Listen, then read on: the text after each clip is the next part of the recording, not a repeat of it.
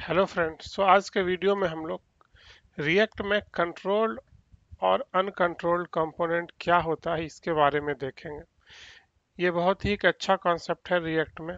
तो आइए पहले हम लोग डेफिनीशन पे आते हैं। डेफिनीशन में ये है, in React controlled and uncontrolled component refer how you handle form elements like input text area and select box. ये जो फॉर्म एलिमेंट है आप उसे कैसे हैंडल करते हो। The difference between them is based on whether the form element state is controlled by React और handled by DOM। बस यही इसका पूरा कथा कहानी है। अब समझेंगे कि ये जो फॉर्म का जो बिहेवियर है, फॉर्म एलिमेंट्स का जो बिहेवियर है, वो अगर रिएक्ट हैंडल कर रहा है तो हम लोग उसे क्या कहेंगे, और वो डॉम अगर हैंडल कर रहा है तो क्या कहेंगे। तो यहाँ पे कंट्रोल्ड कंपोनेंट में the form elements value is controlled by react state. तो कंट्रोल्ड में वो कंपोनेंट आते हैं। अब कंट्रोल जैसे है, इसका मतलब है कि जो कंट्रोलिंग है वो रिएक्ट के अंदर है, वो रिएक्ट उसे कंट्रोल कर रहा है, उसके बिहेवियर को, उसके अपडेट पे क्या होना है। तो यहाँ पे बेसिकली ये सारा चीज स्टेट से हो रहा है। अब अनकंट्रोल्ड कंपोनेंट क्या है हमारा यहाँ पे, कि इसमें रिएक्ट कुछ नहीं कंट्रोल कर रहा है। कुछ भी हमें जैसे चेंज करना है डोम नोड में, तो जैसे हम लोग डॉक्यूमेंट डॉट गेट एलिमेंट व आईडी करते थे, रिएक्ट में वो चीज़ रेफ है, तो हम लोग directly document dot gate element व आईडी करके उस नोड में वैल्यू कुछ ऐड करते थे या वैल्यू वहाँ से गेट करते थे। तो डायरेक्टली यहाँ पे उसके बदले यूज रेफ करके डॉम में डायरेक्टली चेंज करेंगे। यहाँ पे रिएक्ट कुछ नहीं चेंज कर रहा।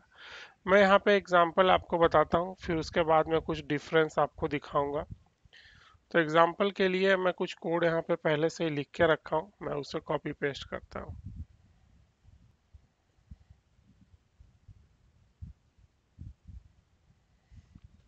ये जो आप एग्जाम्पल देख रहे हैं ये अनकंट्रोल्ड फॉर्म कंपोनेंट का एग्जाम्पल है। अब कोड में समझते हैं कि इसे अनकंट्रोल्ड क्यों कहा गया। तो यहाँ पे मैं ये अनकंट्रोल्ड कंपोनेंट को यूज किया हूँ। यहाँ से app dot J S X और app dot J S X हमारा यहाँ पे। आइए हम लोग यहाँ पे देखते हैं। ये हमारा पूरा अनकंट्रोल्ड। अब इसे अनकंट्रोल्ड क्यों कहा गया, समझने वाली बात बस यही है। अब मैं यहाँ पे आपको बता रहा हूँ, ये हमारा जो कंपोनेंट है इसके अंदर एक पूरा फॉर्म दिख रहा होगा आपको, ये फॉर्म है पूरा। इसके सबमिट पे हैंडल सबमिट फंक्शन चलेगा। यहाँ पे फॉर्म का लेवल है। अब यहाँ पे आप लोग देख रहे हैं कि name, input type text, ref, input ref, place holder, inter your name, और यहाँ पे रेफ ईमेल इनपुट रेफ, और यह सबमिट। अब यहाँ पे आप लोग देखिए हैंडल सबमिट, मतलब ये जो रेफ वही है, ये समझिए ये डॉम नोड को पकड़ने का एक तरीका हुआ। जैसे डॉक्यूमेंट डॉट गेट एलिमेंट व आईडी करते थे वो रेफ है, और इसका एक तरीका है, मैं यूज रेफ हुक के बारे में बताऊंगा तब आपको ये ज़्यादा क्लियर होगा। अभी के लिए बस आप इसे एज इट इज समझ सकते हैं। अब यहाँ पे रेफ मतलब हर एक को कुछ यूनिकली आइडेंटिफाई करने का एक तरीका आप लोग समझ लीजिए कि इससे इसका सारा नोड मिल रहा है, इससे इसका सारा इन नेम इनपुट रेफ से इस इनपुट फील्ड का पूरा नोड मिल जाएगा, और ईमेल इनपुट रेफ से इसका। अब जैसे ही इस फॉर्म को हम लोग यहाँ पे सबमिट कर रहे हैं, यहाँ पे सबमिट करेंगे, तो यहाँ पे कुछ नहीं डाले वैल्यू। अगर मैं यहाँ पे वैल्यू डालता हूँ name test at the rate mail dot com, मैं ये डाला, ये वैल्यू गया और ये खाली हो गया, फिर यहाँ पे दिखा फिर खाली। अब हुआ कैसे, सबमिट पे, फॉर्म सबमिट पे हम लोग यहाँ पे एक लिखे हैं ऑन सबमिट हैंडल सबमिट एक फंक्शन। तो जैसे ही वैल्यू इंटर करके फॉर्म सबमिट किए, ई डॉट प्रिवेंट डिफॉल्ट, एक यहाँ पे हम लोग इसका डिफॉल्ट बिहेवियर जो कि पेज रिफ्रेश का है, इसको हम लोग प्रिवेंट किए हैं। अब यहाँ पे किए हैं क्या कि const entered name, entered name को जैसे डॉक्यूमेंट डॉट गेट एलिमेंट में आईडी करते थे, सेम उसी टाइप से नेम इनपुट रेफ डॉट करेंट डॉट वैल्यू, इससे इनपुट रेफ में जो कुछ भी हम वैल्यू यहाँ पे डाले थे डीडीडी और या सीसीसी या टेस्ट, जो भी नेम इनपुट रेफ से हमें वो वैल्यू मिल गया। इसी को हम लोग मतलब डॉम नोड पे डायरेक्टली वैल्यू को एक्सेस कर रहे हैं यहाँ से, और उसके बाद एक्सेस भी कर रहे हैं और उसे मॉडिफाई भी कर रहे हैं। यहाँ पे हम लोग एक्सेस किए और उसके बाद ये दिखा रहे हैं अलर्ट जो हमें दिखता था यहाँ पे, ये जो अलर्ट हमें यहाँ पे दिख रहा है वो वहां से आ रहा है, यहाँ से। तो डायरेक्टली डॉम नोड से हम लोग एक्सेस किए वैल्यू को, यहाँ पे रिएक्ट कुछ स्टेट मेंटेन नहीं कर रहा है। डॉम नोड यहाँ पे वैल्यू डाले, डॉम नोड से वैल्यू को एक्सेस किए, यहाँ पे ओके किए, और उसके बाद हम लोग क्या कर रहे हैं, इनपुट रेफ डॉट करेंट डॉट वैल्यू को इम्प्टी कर दे रहे हैं, मतलब डायरेक्टली डॉम को हम लोग मैनिपुलेट कर रहे हैं। यहाँ पे मैं अगर कुछ और वैल्यू लिखूं तो ये यहाँ पे आ जाएगा आफ्टर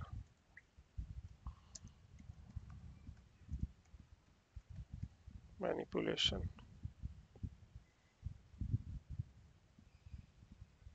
यहाँ पे आप लोग देख रहे हैं आफ्टर मैनिपुलेशन हुआ क्या, ये चला, ये इम्प्टी था, इसके बाद ये वैल्यू डायरेक्टली हम लोग इनपुट रेफ नोड को पकड़े और वैल्यू को यहाँ पे हम लोग अपेंड कर दिए।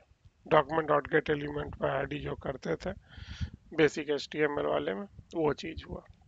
यही है अनकंट्रोल्ड फॉर्म एग्जांपल, जो कि हम लोग रिएक्ट में बहुत कम यूज करेंगे। अनकंट्रोल्ड फॉर्म कंपोनेंट हम लोग ज़्यादातर यूज केस में हम लोग कंट्रोल्ड फॉर्म यूज करेंगे। तो मैं दूसरा एग्जांपल बताता हूँ, ये तो था अनकंट्रोल्ड, इसमें कुछ नहीं था। दूसरा एग्जांपल मैं यहाँ पे कंट्रोल कंपोनेंट का देता हूँ। ये हमारा एक एग्जांपल है, मैं इसे पहले से ही लिख के रखता हूँ, कंट्रोल वी।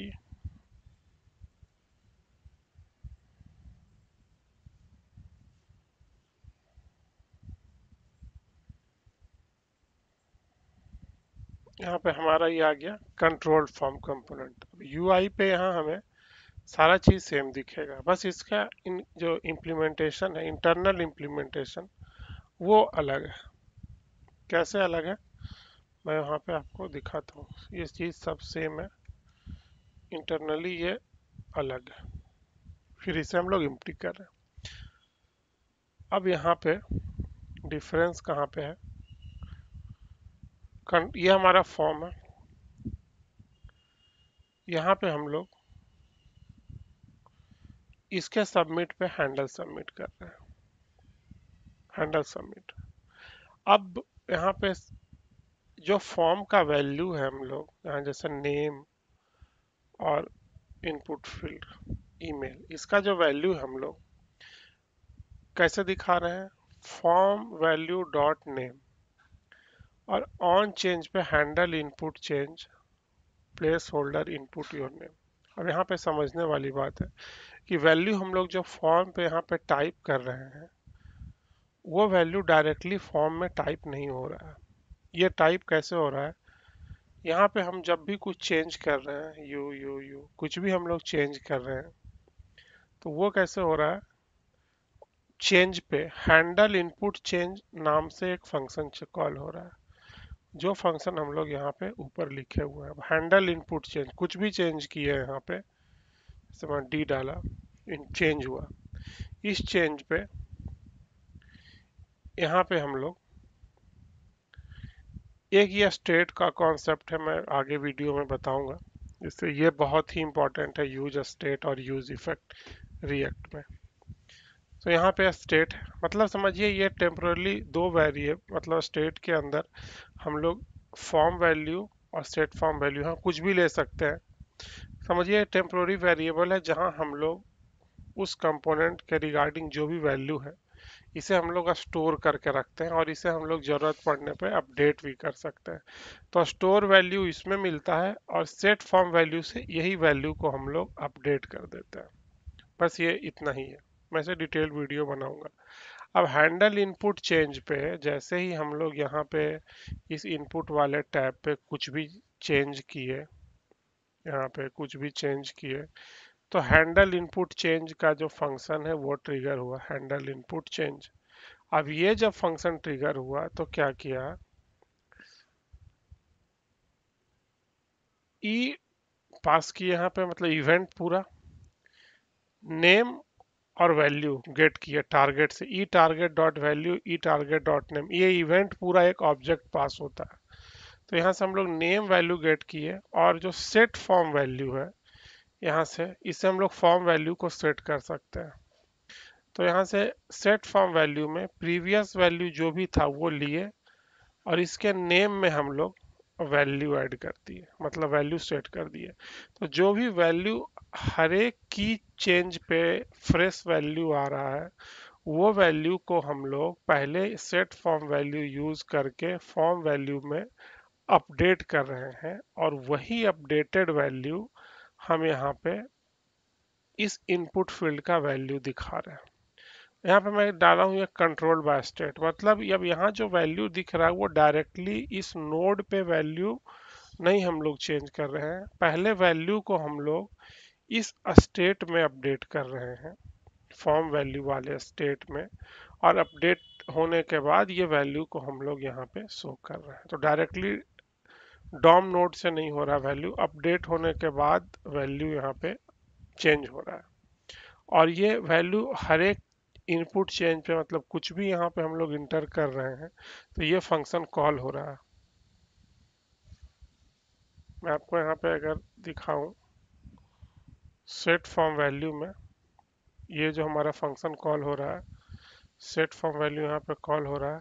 हर एक कॉल के बाद मैं अगर फॉर्म वैल्यू को लॉग करूँ आपके सामने,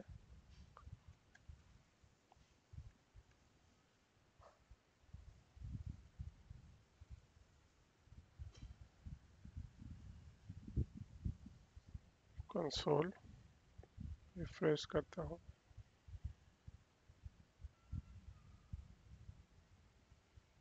देख रहे हैं आप लोग हर एक पहले इम्प्टी था, फिर नेम अपडेट हुआ। मैं जैसे जैसे यहाँ पे वैल्यू डाल रहा हूँ ये सारा value one by one update होते जा रहा है, उसके बाद वैल्यू हमारा यहाँ नेम फील्ड का वैल्यू अपडेट हो रहा है। तो यही बिहेवियर को हम लोग बोलते हैं कंट्रोल, क्योंकि ये जो वैल्यू है वो डायरेक्टली डॉम से नहीं होके ये स्टेट से वैल्यू हम लोग ये चेंज कर रहे हैं। पिछले एग्जाम्पल में हम लोग क्या कर रहे थे, यहाँ पे रेफ ले रहे थे, कॉन्स इंटर नेम इनपुट रेफ डॉट करेंट डॉट वैल्यू, रेफ को पकड़ रहे थे और रेफ से वैल्यू ले रहे थे, और लास्ट में यहाँ पे देख रहे हैं करेंट डॉट वैल्यू को इम्प्टी कर रहे थे। यही चीज यहाँ पे हम लोग क्या करेंगे, हैंडल सबमिट, मतलब जब यहाँ पे ये सबमिट हो रहा है फॉर्म, तो जो सबमिट होने पे जो फंक्शन कॉल कर रहे हैं handle submit E dot prevent default, ये अलर्ट किए। अब यहाँ पे सेट फॉर्म वैल्यू को हम लोग देख रहे हैं नेम और ईमेल दोनों को इम्प्टी सेट किए हैं। बेसिकली स्टेट में वैल्यू यहाँ पे हम लोग अपडेट किए हैं, सेट किए हैं फॉर्म वैल्यू को पहले जैसा, और यहाँ पे तब हमें इम्प्टी दिखने लगा। बस इस केस में आप लोग देख रहे होंगे यहाँ पे हम लोग उसको स्टेट को कुछ नहीं चेंज किए हैं, नेम इनपुट रेफ डॉट करेंट डॉट वैल्यू को इम्प्टी असाइन कर दिए हैं। तो यहाँ स्टेट का यूज नहीं करके डायरेक्टली डॉम नोड को पकड़ के और हम लोग वैल्यू डाले हैं, यहाँ से हम लोग स्टेट यूज करके डाले हैं। तो यही मेन चीज है कंट्रोल्ड और अनकंट्रोल्ड में। मैं यहाँ पे कुछ और एग्जांपल दिखा देता हूँ, मैं यहाँ पे लिख के रखा हूँ कंट्रोल्ड एंड अनकंट्रोल्ड कंपोनेंट में। जो कंट्रोल्ड कंपोनेंट है data is manage by react state, uncontrolled में directly DOM manipulation. React state stores the value, यहाँ स्टेट से लेते हैं, यहाँ स्टेट का जरूरत हमें नहीं पड़ता है। Input value set by React component, यहाँ पे डायरेक्टली डॉम से। ये सब कुछ हमारा डिफरेंस है। यूज कैसे, ज़्यादातर हम लोग यही यूज करते हैं फॉर्म के लिए। ये सिंपल फॉर्म है, real time control is not needed, तो बेसिकली इसका यूज केस बहुत ही कम है। हम लोग ज़्यादातर कंट्रोल्ड कंपोनेंट ही हम लोग फॉर्म में यूज करते हैं। तो यही था पूरा video control and uncontrolled comment का। आप लोग देखें इसे और एक बार प्रैक्टिस करें। होप सो आपको वीडियो अच्छा लगा होगा। So please like and subscribe.